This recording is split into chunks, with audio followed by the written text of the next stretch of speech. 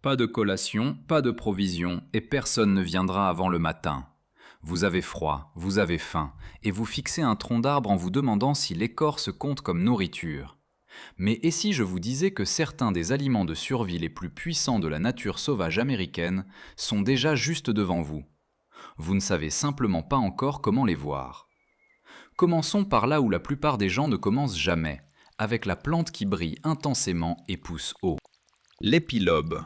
Quand un désastre frappe une forêt, incendie, inondation, même une coupe à blanc, l'épilobe est l'une des premières plantes à revenir.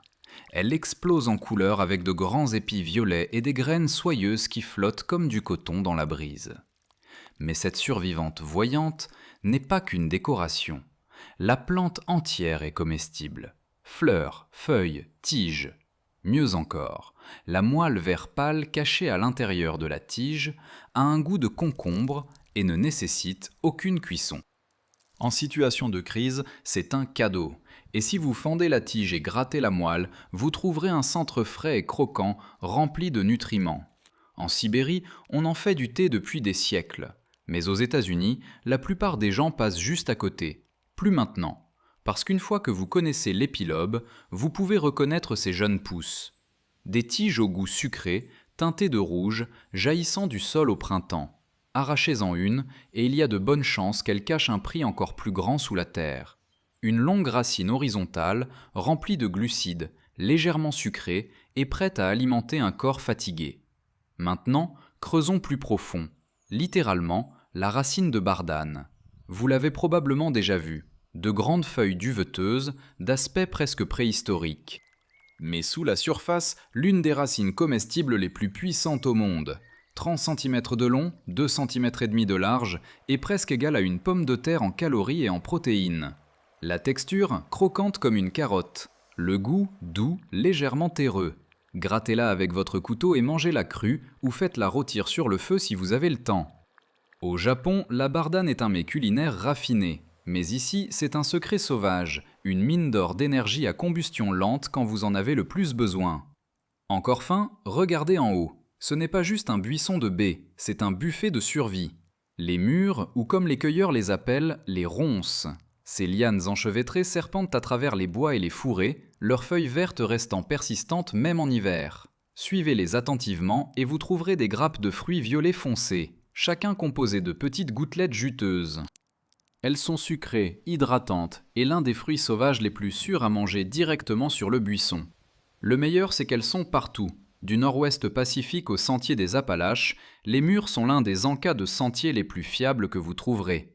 Mais toutes les baies ne sont pas aussi évidentes. Voici les baies de sureau. Pour l'œil non averti, elles ressemblent à un danger. Des baies noires brillantes pendant de tiges rouges foncées. Exactement le genre de choses que vos parents vous ont dit de ne pas manger.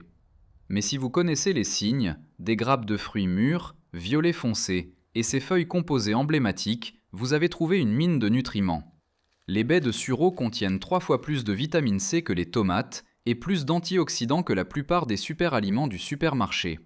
Mais voici le piège, vous devez éviter les rouges et ne jamais manger les tiges. Seuls les fruits mûrs et foncés sont sans danger.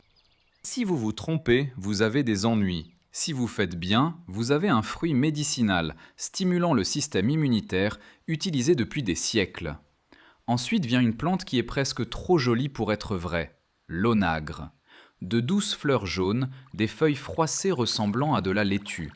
C'est l'un des premiers signes du printemps dans les bois et l'un des comestibles sauvages les plus sous-estimés.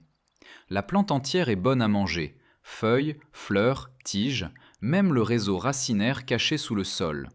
Et voici le plus intéressant, elle a bon goût, comme une cousine sauvage de la laitue romaine avec un arrière-goût légèrement sucré. Son système racinaire, un amas enchevêtré de tubercules semblables à des nouilles, plein d'amidon, de fibres et d'énergie à libération lente. Dans un vrai moment de survie, ce n'est pas juste agréable à avoir, c'est vital. Et si vous repérez les variétés orange ou violette, elles sont comestibles aussi. Mais avant de prendre votre première bouchée, faites une pause, parce que voici la règle d'or qui pourrait vous sauver la vie. Ce n'est pas parce que c'est comestible que c'est propre. Si vous en avez les moyens, faites tout bouillir, toujours. Même un rapide rinçage dans l'eau d'un ruisseau vaut mieux que rien. Mais faire bouillir est le mieux. Cela tue les parasites, ramollit les racines et facilite la digestion. Retour au sol de la forêt. Vous passez devant un massif de grandes plantes vertes.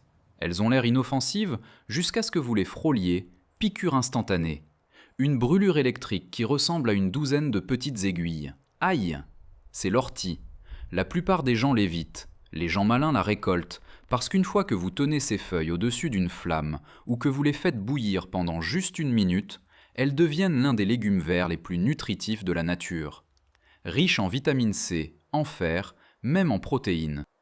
Pas d'amertume, pas de piqûres, et elles sont partout. Champs, berges de rivières, même sentiers oubliés. Les orties sont une salade de survivalistes si vous savez comment les manipuler. Changeons de registre, parce qu'en survie, la variété compte. Pas seulement pour l'énergie, mais pour le moral. Et la prochaine, c'est un remontant de morale à coup sûr. Le trèfle rouge. Tout commence avec les fleurs. Des pompons roses ou blancs qui parsèment les champs et les prairies, riches en protéines et entièrement comestibles. Mais les feuilles sont tout aussi utiles. Cherchez le chevron blanc caractéristique sur chaque foliole. C'est votre feu vert comestible. Vous pouvez les manger crus, mais faites-les bouillir pour une meilleure digestion. Elles ont une saveur douce, sont abondantes à travers les États-Unis et parfaites comme aliment de remplissage quand les temps deviennent difficiles. De là, il n'y a qu'un pas vers une étrange petite plante que vous ignorerez probablement, à moins de savoir ce que vous sentez. La matricaire odorante. Elle n'a pas de pétales, juste un dôme jaune verdâtre. Mais écrasez-la entre vos doigts et l'odeur est incomparable. De l'ananas frais. Cette fleur sauvage basse prospère le long des chemins et des bords de route. Ses feuilles sont fines et filiformes, sa tête florale est comestible. Et oui, elle a vraiment un léger goût d'ananas. Un changement bienvenu quand tout le reste a un goût de feuilles. Et enfin, l'églantier. Une délicate fleur blanche ou rose au printemps devient un fruit rouge brillant à l'automne. Ce sont les cynorrhodons et ils sont utilisés comme nourriture et médicaments depuis l'Antiquité. Le piège ?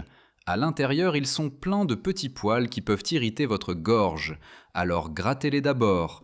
Ce qui reste est un fruit oblong, acidulé, ferme, contenant plus de calories que les pommes. Plus important encore, il survit au gel, ce qui en fait l'un des rares fruits sauvages encore disponibles quand l'hiver frappe fort. Alors à ce stade, vous n'imaginez plus simplement une forêt, vous cartographiez un festin. Racines, pousses, baies et feuilles, tout caché en pleine vue. Et nous ne faisons que commencer. Parce que si cette première partie vous a donné les calories et la nutrition de base pour avancer, le prochain groupe va vous surprendre de manière que vous n'auriez jamais imaginé. Dans la nature, la beauté peut être trompeuse. Certaines des fleurs les plus éblouissantes sont dangereusement toxiques. Certaines des plantes les plus ternes pourraient vous maintenir en vie pendant des semaines. Mais de temps en temps, la nature vous offre les deux. Commençons par l'une des plantes comestibles les plus inattendues, la marguerite des prés. Au premier coup d'œil, c'est juste une version grande et audacieuse de la pâquerette commune. Grande, pétales blancs, centre jaune ensoleillé. Mais approchez-vous et quelque chose d'étrange se produit. Elle pue. Littéralement, cette fleur dégage une odeur forte, de moisi, presque aigre, qui repousse la plupart des gens. Mais voici le retournement. Son centre jaune vif a une légère saveur d'ananas. Oui, d'ananas. Pas un parfum que vous mettriez en bouteille, mais une saveur dont vous pourriez bien avoir envie quand vos options s'amenuisent. Et pendant que vous êtes là, gardez les yeux ouverts pour la centaurée. Souvent confondue avec un chardon, la centaurée a des fleurs roses serrées et épineuses qui ressemblent à des feux d'artifice figés en pleine explosion. Mais ce n'est pas une mauvaise herbe, c'est un anja. Les fleurs elles-mêmes sont sucrées et moelleuses, comme la barbe à papa de la nature, remplies de vitamines et minéraux en traces. Mais ne vous embêtez pas avec le bourgeon brun dur à la base. On l'appelle tête dure pour une bonne raison, c'est pratiquement de l'écorce. À quelques pas de là, le pissenlit vous fait pratiquement signe. Jaune vif, facile à reconnaître et entièrement comestible de la racine à la fleur. Ses feuilles les plus jeunes sont les meilleures, moins amères, plus tendres, mais la vraie puissance réside dans sa teneur en nutriments. Les pissenlits sont riches en potassium, en fer et même en vitamine A. En fait, ils sont utilisés en médecine traditionnelle depuis des siècles. Cueillez les feuilles pour un rapide encas cru ou infusez-les en tisane pour calmer votre estomac. En survie, le pissenlit est fiable. Maintenant, parlons de quelque chose avec un peu plus de caractère. Le chardon, couvert d'épines, hérissé d'aiguilles. Chaque partie de lui vous défie de le toucher. Mais ceux qui savent que le chardon cache l'une des racines les plus sous-estimées de la nature. Sa racine pivotante est longue, fibreuse et pleine de glucides à combustion lente. Déterrez-la, nettoyez-la et mangez-la crue comme une carotte ou faites-la cuire pour la ramollir. Les feuilles extérieures et les tiges sont techniquement comestibles aussi, mais vous devrez enlever chaque épine d'abord. Cela demande plus d'efforts que ça n'en vaut généralement la peine. Le chardon enseigne une leçon précieuse. Parfois, les plantes les plus douloureuses offrent la plus grande récompense. Adoucissons l'affaire, parce que la prochaine baie ressemble à quelque chose que vous n'oseriez jamais manger. Rouge, brillante, nichée entre des épines acérées. Mais c'est l'aubépine. Et quand elle est correctement identifiée, ces baies sont entièrement comestibles, riches en antioxydants, légèrement sucrées et avec une texture quelque part entre la pomme et la prune. Mais attention, chaque baie contient une graine dure comme la pierre qui peut vous casser les dents si vous n'êtes pas prudent.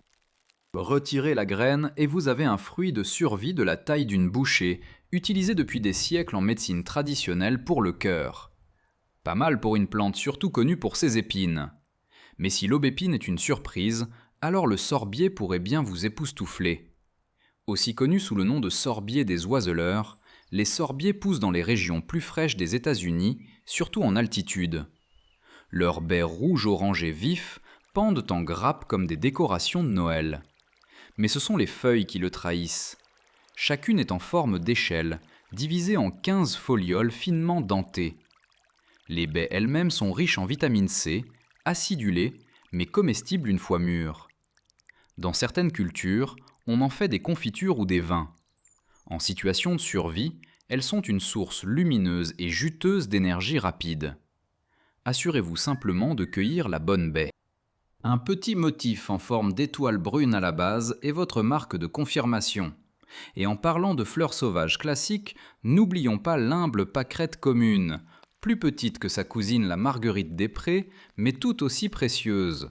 Ses petits pétales blancs et son centre jaune sont totalement comestibles, doux, légèrement herbacés et étonnamment énergisants.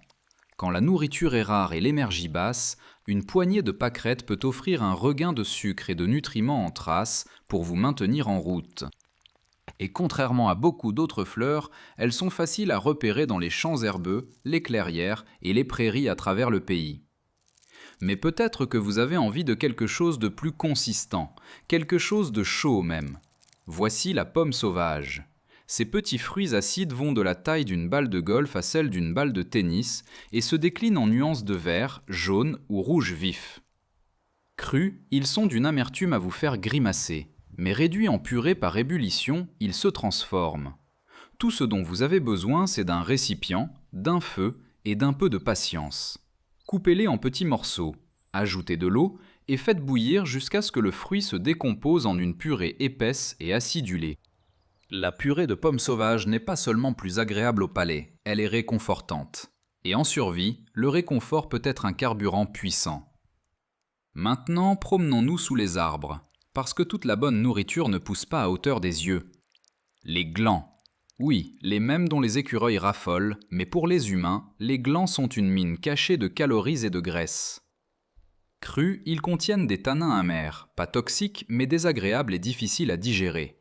Mais faites-les tremper dans l'eau, froide ou chaude, et cette amertume disparaît. Ce qui reste est un aliment féculent, au goût de noisette, qui peut être grillé, moulu en farine ou mangé tel quel. En fait, les communautés amérindiennes utilisent les glands depuis des siècles comme aliment de base. Avec la bonne préparation, ils sont l'un des comestibles sauvages les plus rassasiants d'Amérique du Nord. Toujours sous les arbres, nous arrivons aux aiguilles de pin. Pas un aliment à proprement parler, mais une tisane étonnamment nutritive. Riche en vitamine A et en vitamine C, la tisane d'aiguille de pin a un goût mentholé, rafraîchissant et est parfaite pour se réchauffer après une nuit froide. Il suffit de faire infuser les aiguilles dans de l'eau chaude, pas bouillante, pendant quelques minutes. Et pendant que vous y êtes, n'oubliez pas les pignons de pin. Oui, les mêmes que ceux que vous avez vus dans le pesto. Ces petites graines se cachent à l'intérieur des pommes de pin et sont riches en graisse, en protéines et en calories. Elles sont difficiles à récolter en grande quantité. Les écureuils arrivent généralement en premier, mais si vous êtes persévérant, elles constituent un encas de sentier de grande valeur. Enfin, nous arrivons à un visage familier sur lequel vous avez peut-être marché une centaine de fois, les noix sauvages. Si vous trouvez une noix verte au sol, laissez-la. Elle n'a pas encore mûri, mais une coque brune et fissurée, c'est ce que vous voulez. Cassez-la avec une pierre, enlevez la coquille, et à l'intérieur vous trouverez une version légèrement plus petite de la noix du commerce. Riche en graisse, riche en protéines, et incroyablement satisfaisante quand la nourriture se fait rare. À ce stade, votre vision de la nature sauvage est peut-être en train de changer. La forêt n'est pas juste un endroit pour randonner, c'est un garde-manger vivant. Les prairies ne sont pas juste pittoresques, ce sont des sources de sucre et de protéines. Même les arbres ont des secrets qu'ils sont prêts à partager. Et voici le meilleur. Rien de tout cela n'est exotique. Chaque plante que nous avons couverte jusqu'ici peut être trouvée à travers de vastes étendues des États-Unis. Vous êtes passé de voir des fleurs à repérer de la nourriture, de marcher à travers la nature à marcher avec la connaissance. Mais nous n'avons pas encore fini parce que dans notre dernier chapitre, nous allons découvrir les champions silencieux de la survie, les plantes négligées, sous-estimées, qui peuvent vous maintenir en vie même quand la nature devient impitoyable. Découvrons ce qui se cache dans votre coin du monde. Soyons honnêtes, quand les gens imaginent la nourriture de survie, ils imaginent quelque chose de dramatique. Chasser du gibier, harponner du poisson, peut-être arracher de l'écorce d'un arbre. Mais voici la vérité. Parfois, la survie est calme, discrète. C'est dans les petites choses. Les plantes devant lesquelles vous passeriez sans un second regard pourraient être celles qui vous maintiennent réellement en vie. Alors, plongeons dans les légendes discrètes de la nature, en commençant par une plante qui a un impact incroyable pour sa taille. Les graines de pavot. Elles peuvent ressembler à des grains de poussière. Minuscules, noires, en forme de rein, mais par gramme, ces graines contiennent 5 fois plus de calories que le blanc de poulet et 3 fois plus que le steak. Laissez cela faire son chemin.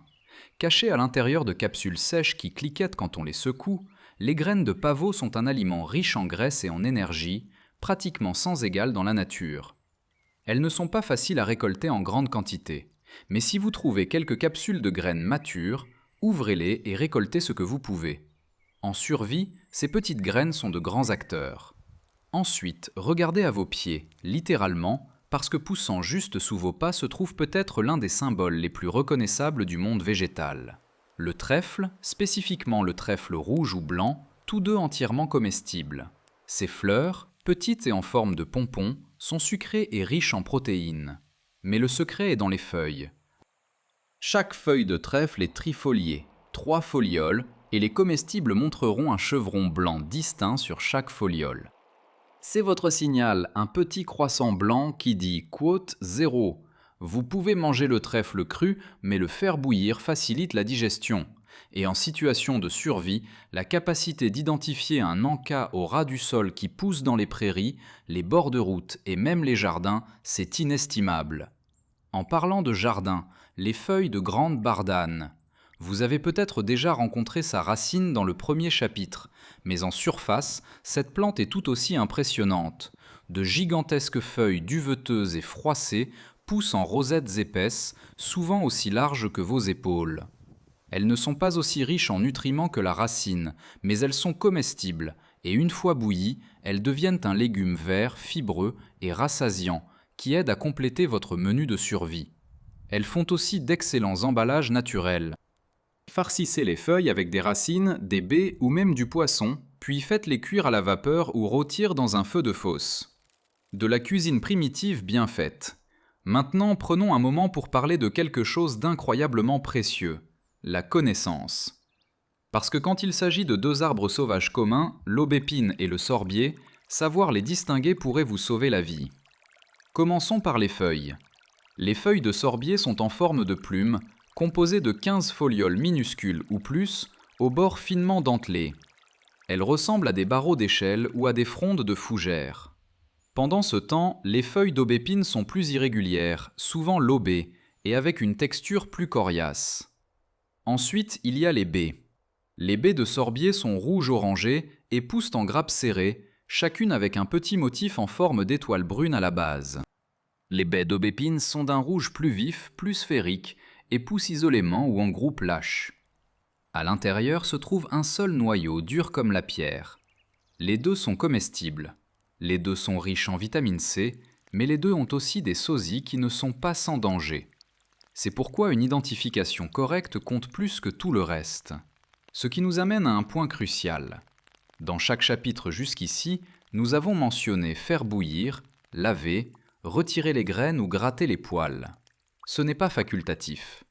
Ce n'est pas parce que quelque chose est techniquement comestible que c'est prêt pour votre estomac tout de suite. Vous ne mangeriez pas du poulet cru. Ne traitez pas la nourriture sauvage différemment. Si vous n'êtes jamais sûr, faites bouillir. Si ça a l'air douteux, passez votre chemin. Alors, est-ce que certaines de ces plantes comestibles vous semblaient familières ? Ou est-ce que l'une d'entre elles a complètement changé votre façon de voir la forêt ? Dites-nous ce qui vous a le plus surpris dans les commentaires, et si cela a éveillé votre curiosité, il y a tellement plus à explorer. Abonnez-vous pour plus de découvertes qui révèlent à quel point notre monde naturel est vraiment extraordinaire. Un secret de survie, une merveille oubliée, une révélation à la fois. Ici Stella Eureka, à bientôt.